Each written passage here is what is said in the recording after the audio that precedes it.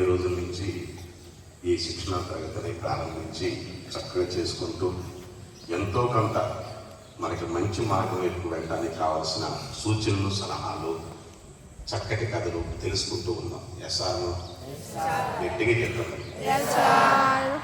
ఎందుకంటే మన ఎంత చదువు చదివినా చదువుతో పాటు మనుషుల సంస్కారం కూడా అవసరం. అవి ఎక్కడి నుంచి వస్తాయి? సాంప్రదాయాల నుంచి వస్తాయి. మీ తల్లిదండ్రులు ఏది చేస్తే మీరు అది నేర్చుకుంటారు, అది సహజం. అంతేగాని తల్లి ఆవు చేలం వేస్తుంది, పిల్లగంటు మీరు పెట్టే వేయండి. ఎస్ఆర్ను ఇవి సహజంగానే ప్రతి వ్యక్తికి, ప్రతి కుటుంబంలో ఉంటాయి.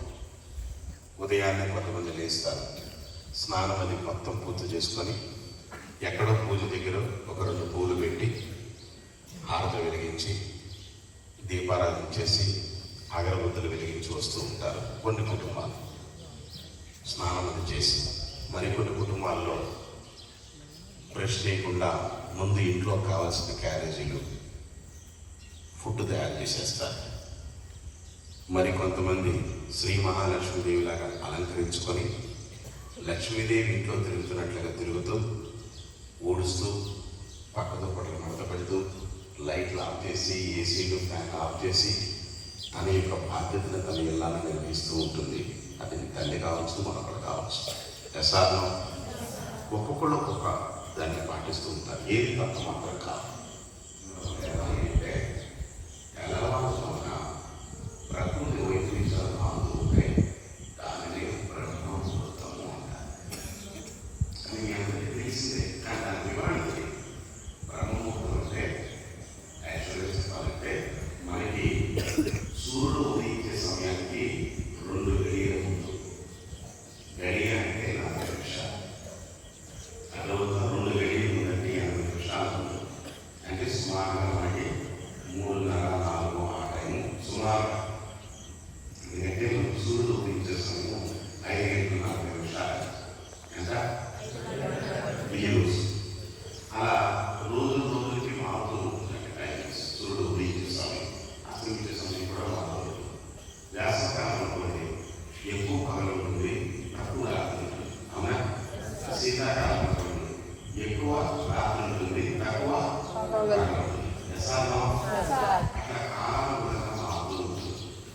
ఈ బ్రహ్మముహూర్తంలో సృష్టిలో 84 లక్షల దేవాలయాన్ని మీరు చూడండి, అన్నీ వస్తాయండి. ఒక మనిషి ఒక మానవుడు తప్ప చిన్న విద్యలు, చిన్నపిల్లలు ఉన్నారు, వాళ్ళు 3 4 లేచిపోతారు. పడపడకపోయారు. ఎందుకంటే దైవాంశం ఉంటుంది, భగవత్స్వరూపుడు వాడు. వాళ్ళకి ఏమిటి ఆముఖ సరే వాళ్ళకి నిజమంటారు కాదు. ఇగో ఉన్నదని అంటే పేరు, ఊరు, కులము, మతము, పార్టీ, వర్గము, ప్రాంతం, ఆస్తి, అంతస్తు ఇవేమి వాళ్ళకి మనసులో ఉండవు. ఉంటాయా? ఏముండవు. చక్కగా వాళ్ళ లోపల వాడుకుంటారు. అదే దైవత్వం అంటే. అందుకనే వాడు చిచ్చేది నవ్వుతూ ఉంటాడు. నిజమా? ఎందుకుంటూ ఉంటే చక్కగా ఇట్లా అనుకుంటూ ఎగురుతూ విచ్చేతులు వస్తూ ఉంటారు. అవునా? తమ్ముడు కావచ్చు, ఆంటీ వాళ్ళ పిల్లలు కావచ్చు, ఎవరైనా కావచ్చు. సాధ్యంగా వాస్తవంగా తల్లిదండ్రులు ఇద్దరు పడుకుంటున్నప్పటికీ కూడా వీడి మాత్రం వీడి లోపల వీడుండి నవ్వుకుంటూ ఉంటాడు, కాడుకుంటూ ఉంటాడు. సహజంగానే వాటి లైఫ్ సాగుతూ ప్రారంభిస్తారు. అవునా?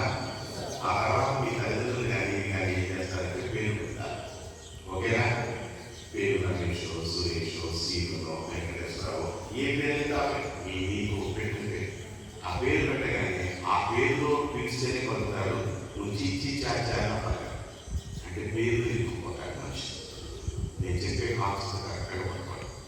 ఆ తర్వాత పేరు తర్వాత వీళ్ళు మీ అన్నయ్య, మీ అమ్మ, మీ నాన్నగారు, అదొక అనుకోని ఆంటీ, ఇవన్నీ చెప్తూ ఉంటే వాళ్ళ పలకరించినప్పుడే తెలుస్తుంది. ఆంటీ తెలుసా, నీకు పరిచయం చేశారు కదా, నాకు తెలుసమ్మా అని చెప్పి వాళ్ళ పనుల్లో మాత్రమే జీవిస్తూ ప్రపంచంలో చేస్తాం. చాలా క్లారిటీ ఉన్నాయండి. పాయింట్ పట్టుకోవడం అంటే ఏంటి? విశాలమైన నీ మనసు నెమ్మదిగా గుర్తించుకోవడం ప్రారంభిస్తున్నాయి. విశాలమైన మనసు మాట్లాడేది తల్లి దృష్టి కాలంలో పెట్టండి. ఆ విశాలమైన ఈ ప్రపంచాన్ని ఏం చేస్తావు? ఫస్ట్ పేరు, ఊరు, కులం, మతం, పార్టీ, బంధుత్వం, అధికారం, ఆస్తులు, అంతస్తులు, డిగ్రీలు, చేస్తాను. నేనేంటి ఎన్నుకున్నావు? ఏమిటి కన్ను ఎత్తుకుపోతున్నావు. ఎవరైనా ఎవరంటే కన్ను ఈ కన్ను పట్టుకుంటాడు. చాలా ఆశ్చర్యమైన విషయమే. కానీ అంతకుముందు వాటి చీచేయాలని చాచాలని తెలుసుకున్నా ఏం పట్టించిన వాళ్ళ ఇప్పటికైనా చూడండి పిల్లలు నాకు అది కావాలమ్మా అంటే వాళ్ళు ఏం చేస్తారు? ఒక రోజు అడుగుతారు, 2 రోజులు అడుగుతారు, 3 రోజులు ఏం చేస్తారు? నాకు కావాలని మనం చేస్తారు. వాళ్ళు చదువుకుంటే ఒక 2 నిమిషాలు ఏడుస్తారు కానీ ఆ తర్వాత పట్టించుకోండి వదిలేస్తారు కదా. మాట్లాడినా అదే నేను పట్టుకుంటారు నన్ను పట్టుకుని చెప్తావా అంతమంది గమనించారు. అంటే ఏమిటి? విశాలంగా ఉన్న నీ మనసు నీ చేతిలో నీవే చెప్పడా చేస్తున్నావు. హ్యాపీయెస్ట్ లైఫ్ అనుభవించడానికి పోగొట్టిస్తున్నావు. నన్ను అంటాడా నన్ను చేస్తాడా ఆడసం చూస్తా ఆడ పని చేస్తా అదవుతున్నా ఏమిటి? నేను అనేది అహం అదవుతున్నా నేను పట్టుకోండి. ఈ అహంతో ఉన్నప్పుడు నువ్వు కళ్ళు మూసుకొని మెడిటేషన్ కూర్చుంటే యాక్సెప్ట్ చేయి. ఆడేం చేస్తున్నాడు, వీడేం చేస్తున్నాడు, నిజమే కూర్చోవాలా, ఇదంతా అవసరమా, 2 నిమిషాలు చూద్దాం అని అంటాడు. మీరు చూసుకుంటా ఎందుకు మనసు నిలకడ నిలకడగా ఉన్న మనసు నిలకడగా తీసుకొచ్చేస్తున్నాం. అది వీలు కావచ్చు, పేరు కావచ్చు, అధికారం కావచ్చు, ఆస్తులు కావచ్చు, అందం కావచ్చు. మాట్లాడేది చక్కని కాన్సెప్ట్ లేదా? ఇంకొక మాట, ఇప్పుడు అక్కడ విగ్రహాలు కనిపిస్తున్నాయి. ఎవరు మాట్లాడారు? మీరు గమనించకపోయినా ఆ విగ్రహం యాక్చువల్గా విగ్రహం కాదు, ఒక రాయి శిల. ఆ శిలని ఒక శిల్పి చేతులు వేసేసరికి ఆ శిల్పి అనేక దెబ్బలు కొట్టి కొట్టి కొట్టి కొట్టి కొట్టి అంతకుముందు ఆ శిలని ఎవడు పడితే వాడు తొక్కాడు, కూర్చున్నాడు, మొహం కడుక్కున్నాడు, నోట్లు పెట్టి పూశాడు, కూర్చొని పోశాడు, అన్నీ చేశాడు. తెలియదు మనకు తెలియదు. కానీ నేను చెప్పింది సత్యం కాదు. అంటే అంతకుముందు నేను అస్తవ్యస్తమైన జీవితం ఉన్నప్పటికీ కూడా ఆ మంచి శిల్పి చేతిలో పడేసరికి ఆ శిలని పట్టుకుని కొట్టాడు కొట్టాడు కొట్టాడు కొట్టాడు కొట్టాడు కొట్టాడు. అది 1 రోజు కావచ్చు, 6 రోజులు కావచ్చు, 2 రోజులు కావచ్చు, 2 నెలలు కావచ్చు, సంవత్సరం కావచ్చు. కన్ను జాగ్రత్తగా చూసుకున్నాడు. నిజమా? కన్ను జగం చూసుకున్నాడు, చెవులు చూసుకున్నాడు, చెవులో రంధ్రం చూసుకున్నాడు, జుట్టు చూసుకున్నాడు, కరెక్ట్గా చేసుకున్నాడు, చేతులు చూసుకున్నాడు, మునివేలు చూసుకున్నాడు, గోరు చూసుకున్నాడు, వీణ చూసుకున్నాడు. ఇన్ని ఉండే కదా. అన్నీ కొట్టి కొట్టి కొట్టి కొట్టి కొట్టి ఎన్నో దెబ్బలు కొడితే తప్ప ఇప్పుడు మొక్కడానికి చేసి నేను చెప్పే మాట ఆడిపించాలని మాట్లాడాను మామూలుగా. అంటే ఎంతో మందితో ఎన్నో ఇబ్బందులు ఫేస్ చేస్తే తప్ప నీవు ఆ స్థితికి ఎదగవు. అప్పటి వరకు ఏడుస్తావు, ఇబ్బందులు ఉంటాయి. అటువంటి ఒకరోజు అన్నం ఉంటుంది, ఒకరోజు అన్నం ఉండదు, నలుగురితో 4 మాటలు అనిపిస్తుంటాం. ఇవన్నీ ఏంటంటే ఒక శిలని కొట్టే ఉరి దెబ్బలు. వాటిని ఓర్పుగా ఇచ్చేస్తే నేర్పుగా జీవితాన్ని ఉన్నతంగా తయారు చేసుకునే ఆలోచన విధానం. నేను చెప్పింది అర్థమైందా? ఏమర్థం చెప్పు, నువ్వేనా ఇవి కదా. అందుకనే దృష్టి నాకు పెట్టి ఈ రీతిని చూసుకోవాలి. నేను ఒక మనిషిని తక్కువని క్యాచ్ చేసి పట్టుకున్నానంటే శరీరం ఇక్కడ ఉంది, మనసు ఎక్కడికి వెళ్ళిపోతుందని కొంచెం దయచేసి ఇక్కడ పెట్టండి మనసు. అందుకనే మీరు స్పందించి ఎట్లా అంటున్నారంటే ఖచ్చితంగా నేను చెప్పేది ఎంతో కొంత రిసీవ్ చేసుకుంటాను. మైండ్ ఇక్కడ ఉంది, మీరేం అంటలేదంటే మీరు ఇక్కడ ఉంటున్నారు, మైండ్ మాత్రం ఎక్కడికి వెళ్ళిపోతుంది. అది మీకున్న సంస్కారం. నేనేం ఎందుకు ఎవరికైతే ఎక్కువ సమాచారం ఉంటుందో వాడికి ఎక్కువ డిస్టర్బెన్సెస్ ఉంటుంది. ఎవరికైతే తక్కువ సమాచారం ఉంటుందో వారికి నిలకడ జీవితం ఎక్కువ ఉంటుంది. అందుకనే అనవసరమైన విషయాన్ని అతిగా ఆలోచించడం అనేది అనర్థానికి పునాది. ఊరికి అనవసర విషయం ఊరికి మాట్లాడుకుంటూ ఉంటారు, అనవసర విషయాలు దూరుతూ ఉంటారు, అనవసరంగా ఆలోచిస్తూ ఉంటారు. నిజమంటారా కాదంటారా? మీకు ఏది అవసరం? మీ సబ్జెక్ట్. ఈ వయసు దాటిదాన్ని ఇష్టం కాదు. నా వయసులో ఉంది సినిమాలో ఎవరు షికారులు వెళ్ళచ్చు, విహారాన్ని వెళ్ళచ్చు, ఎక్కడ కావాలంటే అక్కడ వెళ్ళచ్చు. ఎందుకంటే నాకు ఏజ్ వచ్చేసి ఇంకా నేను నాకు చదువు నుంచి బయట పడిపోయా. ఎస్ఆర్ జాబ్ వచ్చేసి జాబ్ను సంపాదిస్తూ ఉన్నాను. ఆ తిండి కావచ్చు, ఇంటికి కావచ్చు, ఒంటికి కావచ్చు, నా బాలబిడ్డలు కావచ్చు, మనకు కావచ్చు. ఇప్పుడు అర్థమైందా? కానీ ఈ స్టేజ్లో ఏం చేయాలి? చదువు తక్కువ ప్రపంచం ఉండకూడదు. ఎప్పుడైతే ఈ ప్రపంచం కరెక్ట్గా మారో వచ్చే ప్రపంచం జయించడానికి ఆలోచన విధానం పెరుగుతుంది. అది సీక్రెట్గా. నెక్స్ట్ వచ్చే జనరేషన్ చేతులు పైకెత్తట్లా కొంతమంది ఇట్లాగే పెట్టుకుంటున్నారు. నేను గమనించట్లేదు అనుకుంటున్నాను. నేను చెప్పింది సత్యం అంటారా అసత్యం అంటారా? ఏమ్మాయి అర్థమవుతున్నా? ఏం మరి చప్పట్లేదు పట్టకుండా అట్లా కూర్చున్నావు. నీకే పంపారు నేను చెప్పాను. నాకు ఏమిది చెప్పు దాన్ని అర్థమవుతుందని చెప్పిన మాట. ఎందుకు అట్లా ఉన్నావు? ఇట్లా బాగా అర్థమైందండి నేను చెప్పిన మాట. నాకు మంచి మాట ఉందా? చూడండి, ఒక పాయింట్. ఇప్పుడు సినిమా ఏ విధంగా అయితే కొట్టాడో ఇదే కదా ఇప్పుడు నేను చెప్పిన మాట ఏంటంటే, ఆల్రెడీ సెల్ ఫోన్ ఎలా తయారు చేయాలని మీ మైండ్లో ఉంది. ఆ తర్వాత దాని ప్రతిరూపాన్ని ప్రపంచంలో తయారు చేశాం. అలాగే నీ లక్ష్యం నీ మనసులో ఉంటుంది. దానికోసం చేసే ప్రయత్నాన్ని ఈ ప్రయత్నాన్ని నీకు ఒక విజయం ఉంది మైండ్లో, దాన్ని సాధించాలి. దానికోసం ఎన్నో ప్రయత్నం చేయాలి. అందుకనే లక్ష్యం ఉండటం గొప్ప కాదు, లక్షణాలు తెలుసుకుంటే లక్ష్యాన్ని సాధిస్తామని బాబు చెప్పిన మాటలో ఇంత అంతరంగా ఉన్నాయి. ఆ క్యారెక్టర్స్ పెంచుకో. అర్థమవుతుందా? ఆ క్యారెక్టర్స్ పెంచుకుంటే ఆటోమేటిక్గా నీకు వస్తాయి. అసలు అనుమానం లేదు. ఈ సమయంలో నీకేంటి? పుస్తకమే ఇంకొక ప్రపంచం ఉండకూడదు, ఇంకో ప్రపంచం ఉండకూడదు. సరే ఇంటికి వెళ్ళావు, కానీ ఇక్కడ ఉన్నావు, ఇదే ప్రపంచం. సార్ నీకు మ్యాథ్స్ చెప్పారు, దాని మీద ప్రాక్టీస్ చేస్తుంటాడు. ప్రతి మ్యాథ్స్ పట్టుకుంటూ ప్రతి మోడల్స్ ముందే తయారు చేసుకుంటూ ముందే ఎగ్జాంపుల్ చూసుకుంటూ బ్రహ్మాండించి అది తెలియలేదు అడుగు సార్ని. అలాగే తెలుగులో సముద్ర సమాసాలు చూసుకో, లేదా సాంస్కృతికి తీసుకున్నావు, దానిలో ఇవి తీసుకో. అట్లా నీకే నువ్వు క్రియేట్ చేసుకుంటూ డెవలప్ అవ్వాలి తప్ప ఎవరైనా నీకు మార్గాన్ని ఇస్తారు తప్ప గమ్యాన్ని చేరుకోవాల్సిన బాధ్యత మాత్రం నీ చేతులే ఉంటుంది. ఎవరేం చేయలేదు. నాన్న ఇంటికి వెళ్ళి నాన్న అని చెప్తారు ప్రతి ఒక్కరు. వెళ్ళాల్సిన ధర్మం ఎవరిది? కావాల్సిన ధర్మం ఎవరిది? నీకు ఎగ్జామినేషన్ ఆడేకరించారా? ఆడేకరించి అడ్రస్ చూసుకొని వెళ్ళాల్సిన ఎవరైనా అంతే. నువ్వు వేరే ఆలోచన ఉంది, నువ్వు వెళ్ళాల్సిందే. ఈ అడ్రస్ తెలుసుకోవాల్సిన. అలాగే నానా ఈ మ్యాథ్స్ ఎలా ఉంటుంది, ఈ ట్రిగ్నోమెట్రీ ఎలా ఉంటుంది, అర్థమవుతున్నా ఈ వర్గం ఎలా ఉంటుంది, ఇవి ఇలా చేయటం, ఈ రిలేషన్షిప్ సబ్ట్రాక్షన్స్ అని మొత్తం నీకు వివరణ చెప్తూ ఉన్నాను. ఆ వివరణతో నువ్వు క్రియేషన్ చేసుకోవాలి. ఎందుకంటే అందరిలాగా బతుకు నీరే బతుకు, అందరికి ఇచ్చిన ఆలోచన ఉండాలి. అది అంటే అందరిలాగా బతికితే నీకేముంది? నీకు పణం, నీకు క్రియేటివిటీ, నీ ఆలోచన వేరుగా ఉన్నాయి. ఎందుకు మాట చెప్తారు సార్? వచ్చిన ఎగ్జాంపుల్ ఆల్రెడీ చెప్పారు. మీరు రోడ్డు మీద నడుచుకుంటూ పెడుతున్నారు, బాయ్ చూడాలి, రోడ్డు మీద నడుచుకుంటూ పెడుతున్నారు. ఒక మామిడి చెట్టు నిండా మామిడి కాస్తాం, బాయ్ చూడాలి. దగ్గర దాకా వెళ్ళగానే ఒక 4 మామిడి ప్రేమించుకుంటాం. నీ కాళ్ళు అక్కడే బండి బాగా బండి పెట్టి వాసన వస్తుంది, స్వీట్ వాసన. ఎవరి మనసైనా ఎవరైనా కానీ తీసుకొని తినాలని ఉంటుందా? ఏదైనా చెట్టు కింద పడే చూస్తున్నాను కూడా ఈ చెట్టు కరెక్ట్గా కాదంటే కష్టపడి కింద పడగానే ఆ 4 పళ్ళు తీసుకొని ఫస్ట్ ఒక పళ్ళు తీసేసుకుంటాం. నెక్స్ట్ ఇంకా బాగా బాగుంటుంది, ఎక్కువ పళ్ళు తీసుకుంటానికి ప్రయత్నిస్తాం. అవునా? ఇంకా ఏమి కోరుకుంటాం?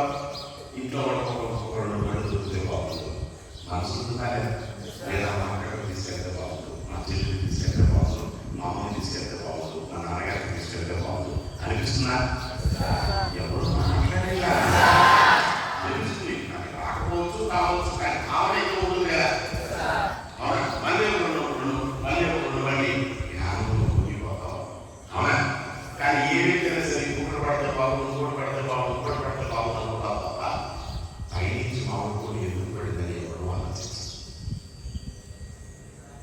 ఇప్పుడు నేను చెప్పిన మాట ఏంటంటే అందరూ ఒకే విధంగా ఆలోచిస్తూ యోగ తీసుకున్నదే కదా. పైనుంచి చేతులు పడిపోవడాన్ని అందరూ పళ్ళు తీసుకుంటారని చూశారు, ఇంకొక పళ్ళు పడితే బాగుందని చూశారు. యోగలు మాత్రం పైనుంచి చేతులు పడిందని ఆలోచించారు. బాబు మీకు ఏదైనా డౌట్ ఉంటే అడగండి చెప్తా, కానీ మీరు మాట్లాడుకోవాలి. మీకు ఏదైనా డౌట్ ఉంటే అడగండి చెప్తా. సరే, క్లాస్ ఆపేస్తానండి. వాళ్ళు చెప్పినా కానీ ఇంకా వాళ్ళు మాట్లాడుతున్నప్పుడు మీ పక్కన వాళ్ళు మీరు కంట్రోల్ చేయకపోతే నేనేం చేసేది? నేను చెప్పిన వాడు సత్యమా అసత్యమా చెప్పండి నాన్న. మీకే యువత నాకు ఆలోచించాలి అంటే నేను అనేది ఏంటంటే నువ్వు ఎందుకు అలా ఆలోచించకూడదు. యువతనే ఎందుకు ఆలోచించాలి? నీకేం తక్కువ? నీకు ఆలోచన లేవా అంటే తిండి మీద ఆశ ఉంది తప్ప అదవుతున్నా అది ఎందుకు పడిందని ఒక సైంటిఫికల్ గా ఆలోచించే ఆలోచన లేదు. ఎప్పుడో చెప్పాడు గెలీలియో, ఏమని? భూమి గుండ్రంగా ఉంది అని ఎప్పుడో చెప్పాడు. కానీ తర్వాత మన సైంటిస్టులు వీడేదో పిచ్చిగా చెబుతున్నాడు, భూమి ఎందుకు గుండ్రంగా ఉంది, బాధపడుతున్నాం అన్నాడు. ఇది నిజమా కాదా? అనేక రకాల కానీ చివరికి మళ్ళీ తర్వాత ఏం చెప్పారు? నిజమైన భూమి గుండ్రంగా ఉందని చెప్పారు. కానీ అప్పుడు అతను చెప్తూ ఉంటే నా మాట నమ్మండి, నా మాట చేసుకోవాలంటే అతను చంపేశారు. నిజం చంపేశారు. ఆ తర్వాత ఇది కరెక్ట్ అని తెలిసి బాధపడి ఆ తర్వాత అతను కావాల్సింది ఇవ్వడం జరిగింది. నిజం అంటే నిజం చెప్పినా సత్యం చెప్పినా నిజం చేసుకున్న ఎందుకంటే నువ్వు పెరిగిన వాతావరణం నీ ఆలోచన నీ వ్యక్తిత్వం. ఇంకొక పాయింట్ గౌతమ బుద్ధుడు ఉన్నాడు. ఈ పాయింట్ చూస్తున్నాడు. గౌతమ బుద్ధుడు ఉన్నాడు. తెలుసా గౌతమ బుద్ధుడు? బుద్ధుడి పేరేంటి? బుద్ధుడి పేరేంటి? సిద్ధార్థుడు వాడి పేరు. అటవత గౌతమ బుద్ధుడి పేరేంటి? తల్లిదండ్రులు పెట్టిన పేరు ఎత్తికి చెప్పండి. ఏ టైంలో ఎవరికి ఎటువంటి ఆలోచనతో మనస్తత్వం ఎదుగుతుందని మన చేతిలో ఉండదు, అంతా ఆయన చేతిలో ఉంటుంది. ప్రయత్నం అనేది మనది, ఫలితం అనేది మాత్రం ఆయన రాస్తే. ఎసార్నో సిద్ధార్థుడు చక్కగా జ్యోతిష్కుడు చెప్తాడు, పుట్టగానే జ్యోతిష్కుడు రాయిస్తాడు. అయితే రాజవుతాడు, లేకపోతే భోగి అవుతాడు అంటాడు. అదేంది స్వామి అంత మాట అన్నావు? అమ్మ అంటే నా బిడ్డను ఎక్కడికి పంపించదని చెప్పి 18 సంవత్సరాలు ఇంట్లోనే ఉంచి, కోటలోనే ఉంచి సకల భోగాలనే ఇస్తాడు. రాజులు కదండి ఇది సకల భోగాలు. అతనికి ఇది కావాలి ఇది వద్దని ఏం లేదు. ఫస్ట్ టైము సిద్ధార్థుడిని రాజులు చేసేటప్పుడు తండ్రి బయటికి పంపిస్తాడు. నాయన సమాజం ఎలా ఉంది, సమాజంలో మనుషులు ఎలా ఉన్నారు, అసలు నువ్వు ఏ విధంగా పరిపాలించాలి తెలుసుకుంటానికి మహామంత్రి నుంచి పంపిస్తున్నాను. ఆ మంత్రితో పాటు వెళ్ళి ఒక్కసారి సమాజాన్ని చూసిరా పోవంటాడు. అలాగే తల్లిదండ్రులు మనకు నమస్కారం చేసి బయలుదేరతాడు. చూడండి మీకు అంటే మనిషికి జ్ఞానోదయం అనేది ఎప్పుడు అవుతుంది, ఎలా అవుతుంది అనేది ఎవరికే తెలియదు. కానీ సిచ్యువేషన్ వచ్చినప్పుడు ఖచ్చితంగా వస్తుందండి. కానీ ఈ లోపల టైం అయిపోతుందిగా.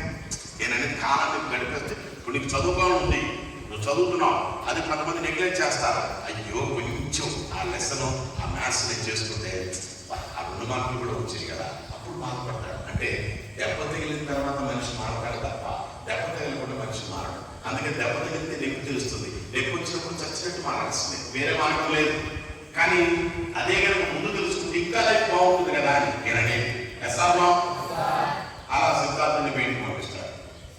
మహామంత్రి ఆపో అంటాడు. ఏం స్వామి, ఏం రాజా, ఏం కావాలి అంటే అతను ఎవరో అంటే వృద్ధుడు. మనిషికి బాల్యము, యవ్వనము, కౌమార్యము, వృద్ధాప్యం అని చెప్పి 4 దశలు ఉంటాయి. అందులో ఈయన వృద్ధాప్యం. అతనికి వయసు మండిపోయింది, కాటికి దగ్గర ఉన్నాడు, అతను నడవలేకపోతున్నాడు. అతను ఇలా ఉన్నాడంటే అవునా రేపు నాకు కూడా వస్తుందా అంటాడు.